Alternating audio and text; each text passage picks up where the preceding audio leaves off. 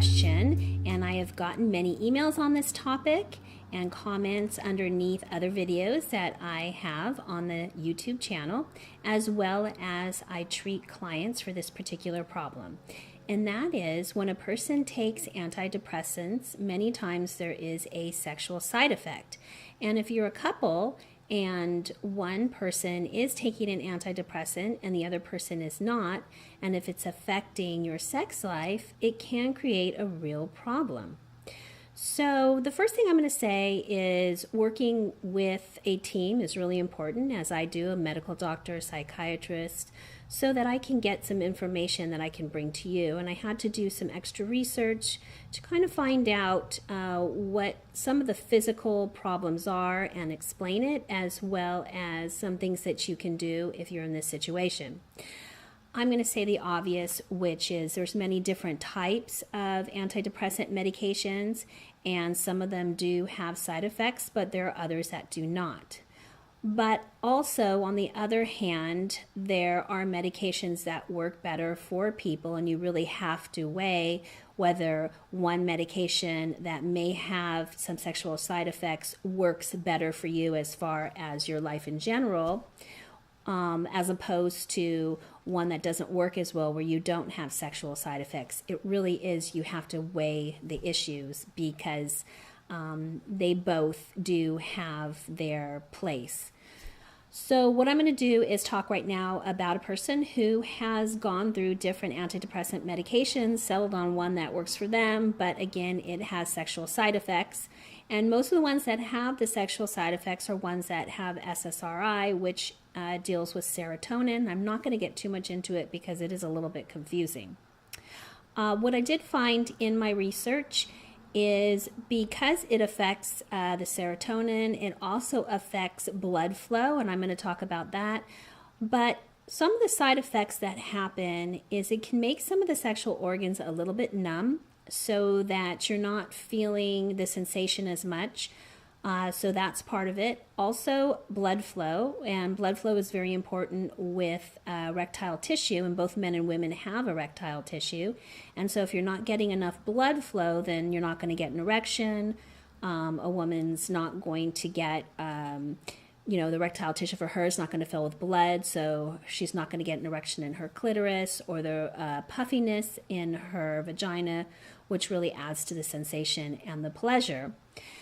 And for women, that can, when she doesn't have that blood flow, that can also create pain, and that's another problem. Another issue is lubrication. It can decrease lubrication.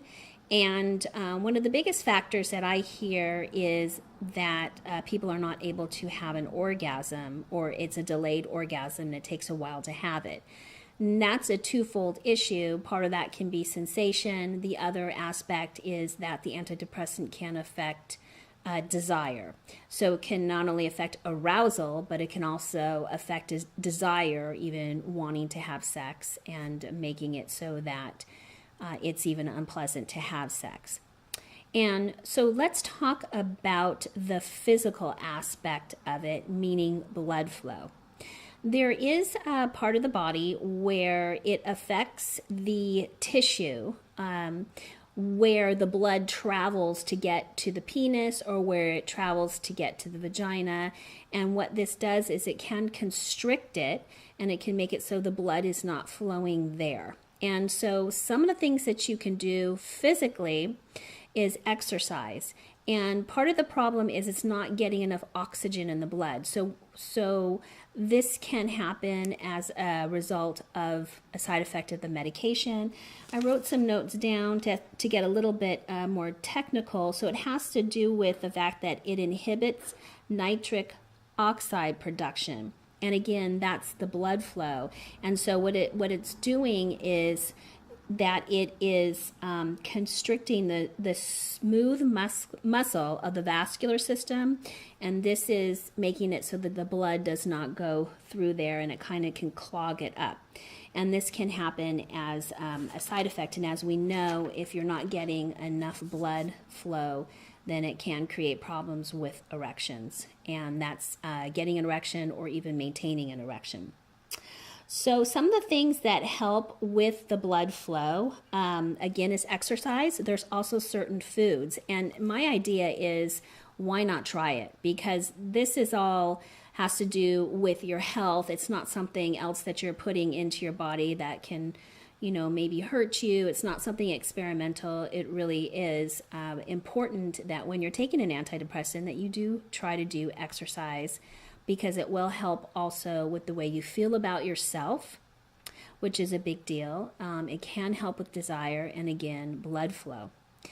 There's also foods that you can eat that help. There's pomegranate, there's dark chocolate, which I don't think anyone minds. Cayenne pepper is also good. Ginger is another food or spice that can help with the blood flow.